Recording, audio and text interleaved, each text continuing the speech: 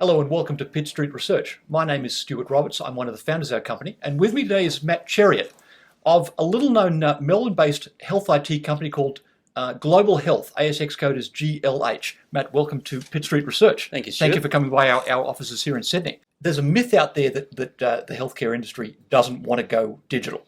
In fact, that's the opposite is the case. You're talking all the time with hospitals and so forth that have serious productivity drives, and you've got some of the solutions to that. Talk to us, for example, about what you've achieved in the mental health space here in Australia. Yeah. Look, sadly, mental health is our fastest growing part of our business. Right. We were fortunate in that our first foray into health was largely the back office, billings and appointments and all that sort of stuff. And then in 2002, we were awarded a contract to develop a mental health system for ACT Health. Right. That got us into mental health, and today it's the largest part of our business. Right. And the interesting thing about mental health is that it's number one, it's often a lifelong condition. Yeah.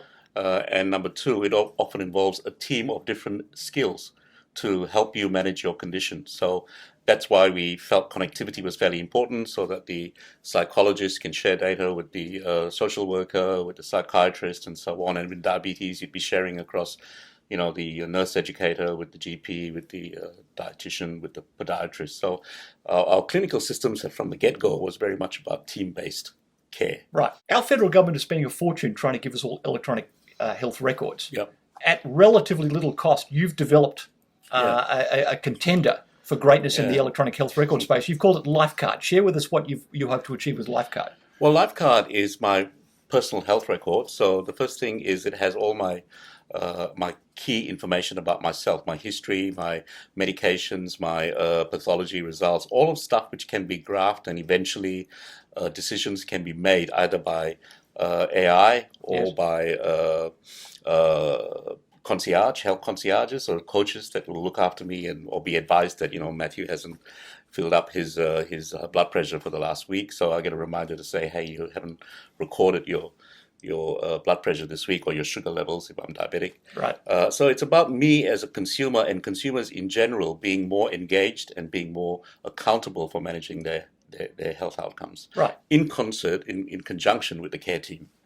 Now, one of the more pleasing aspects of this business is you've funded a lot of your growth internally. Your revenue base is about $6 million a year from secure messaging system, as well as the various SaaS-based platforms that you've developed. Correct. You've just raised a small amount of capital in a rights issue. What are you hoping to achieve with that? So because our whole vision is about consumer empowerment and consumer involvement in health, in managing their own conditions, we see a huge opportunity in the stuff that we're doing quite successfully in Australia, being pushed into markets where there's a much larger base of consumers, right, but with exactly the same problems of the higher incidence of lifelong conditions, whether it's diabetes or high blood pressure or anxiety or so on. So part of that money is going towards developing sales, both locally as well as overseas. And another part of the money is to continue to perhaps shape our R&D for the consumer application in particular. Right. Now, your market cap is, it's fair to say, tiny. We're capped at about 5.2 million at the current share price. Correct. Right. Now, if you were to say to a group of investors, here's why we should invest in you, what would you say? Well, I think we are in a very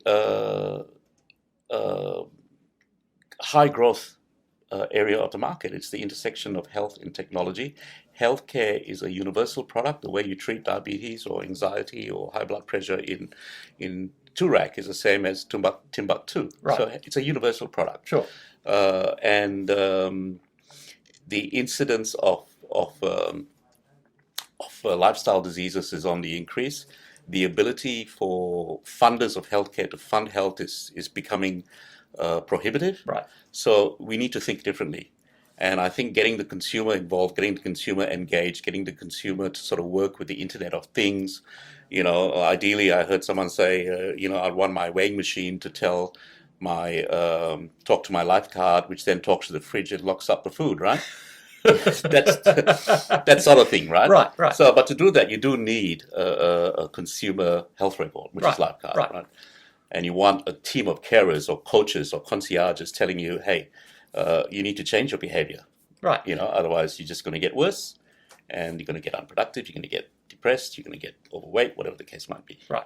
Well, it's a great story. Matt Cherian, thank you for coming and visiting us. Yeah, and you can find out more by visiting Global Health's website. Yep. Thank you for listening. Thanks, Stuart.